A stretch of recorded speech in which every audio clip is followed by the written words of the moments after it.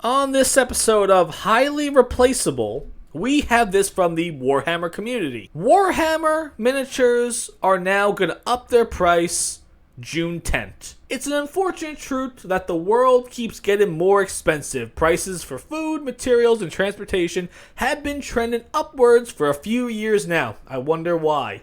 And Warhammer isn't immune to that trend. First of all, you guys have been overpricing your miniatures forever. I cannot imagine spending all this money for all these miniatures when we live in a world now where a 3D printer and a dozen free sites out there can do the exact same thing.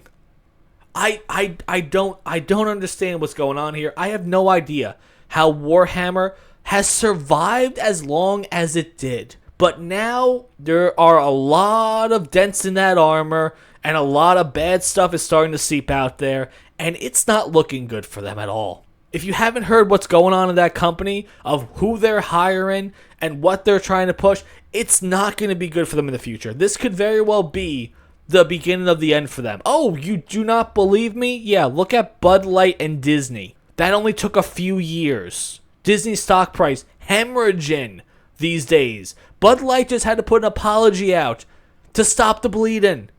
Warhammer, you are beyond expendable. Like I said, a 3D printer, it couldn't do your job for you. And it costs a hell of a lot less. So it only says they're raising the prices about 3 to 5%. Okay, not the end of the world, but still, it's not a good idea. Right now, if anything, they should be lowering their price because there's no way. There is no way that these miniatures should be priced that high. It's impossible. I don't understand them and Lego. It's crazy walking down the aisles and seeing Legos hundreds and hundreds of dollars. Like, are you out of your mind? Who would possibly pay prices for this stuff, though? But back to Warhammer, it ain't going to be good. And the TV show, I don't even know if that's going to happen these days. I wouldn't be surprised right now if Henry Cavill is looking at everything going on with that company and doesn't just say, you know what, I got screwed over in Superman, I got screwed over in The Witcher, Alan Ritchson screwed over my movie, am I really going to let Games Workshop and Amazon screw me over again? Honestly, if I was Henry Cavill, I would create my own series. I'd be working with a bunch of friends that love this franchise of Warhammer and go out there and create your own company of it. Because he could do it. I 100% think right now, if Henry Cavill said, I want to do a Warhammer show and make Warhammer miniatures and create my own game, you don't think this guy can't do that?